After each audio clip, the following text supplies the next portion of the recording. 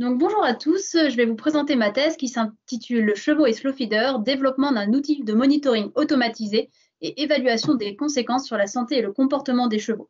Et pour bien commencer cette journée, je vais vous la conter de manière un peu rythmée. Les chevaux ayant brouté des milliers d'années se trouvèrent fort dépourvus quand la domestication fut venue. Souvent beaucoup de grains, mais du foin à peine un brin à se mettre sous la dent de minuit au soleil levant. Pourtant, mâcher est nécessaire pour éviter les ulcères. Sans foin, les chevaux s'ennuient et bonjour les stéréotypies.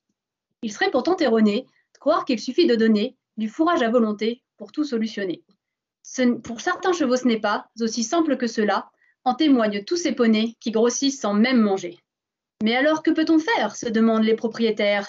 Mesdames, messieurs, ne cherchez plus, les slow feeders sont apparus. Ces dispositifs variés sont pensés pour augmenter le temps passé à manger une quantité inchangée. De plastique, corde ou métal, il en existe pas mal. Cylindre à trous, râtelier, caisse ou bien encore filet, il y en a pour tous les goûts, mais attention à leur coût. On peut ainsi se demander quels impacts sur la santé ont ces différents systèmes, notamment sur le long terme. Posture, vibrisses et puis dents, sans oublier le comportement. Et qu'il serait passionnant d'enfin comprendre comment ils ralentissent l'ingestion de nos fidèles compagnons. Et peuvent-ils réguler le taux d'agressivité ou bien à l'opposé, rendent-ils nos chevaux plus stressés? Beaucoup d'interrogations qui méritent notre attention. Ma thèse contient 3 projets pour essayer d'apporter réponse à toutes les questions citées dans l'introduction. Le travail a commencé par estimer les effets des modes d'affouragement sur la santé et le comportement, une étude épidémio avec l'aide d'une ostéo. Des heures et encore des heures passées sur ordinateur à essayer de trouver des équidés adaptés. Faut dire que 750 est une somme importante, mais impossible d'y couper, les statistiques ont parlé. Test de comportement, niveau d'usure des dents, petit bilan de santé, fiche de personnalité, tel est le déroulement pour les chevaux participants.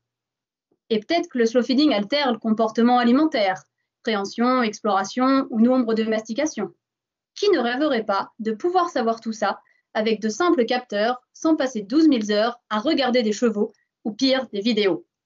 C'est là qu'arrive le projet 2, qui s'annonce plus laborieux. Des journées sur observeur pour apprendre à ces capteurs à identifier le mouvement qui nous paraît pertinent grâce à des algos trop forts, machine learning, je t'adore. Enfin, le 3e projet compare 2 procédés. Utilisation de filet ou bien accès fractionné, quelle formule est la mieux pour des poneys bien heureux? On cherche ici à tester si les chevaux sont frustrés en observant les relations et le type d'interaction qu'entretiennent les chevaux dans les différents troupeaux. On espère ainsi savoir quel système faire valoir pour nourrir un groupe de chevaux en évitant les bobos. C'est ainsi qu'elle se lança dans 3 ans de rudes combats. En pleine crise sanitaire, une bien belle galère. Vous vouliez faire une thèse, j'en suis fort aise. Eh bien, bossez maintenant.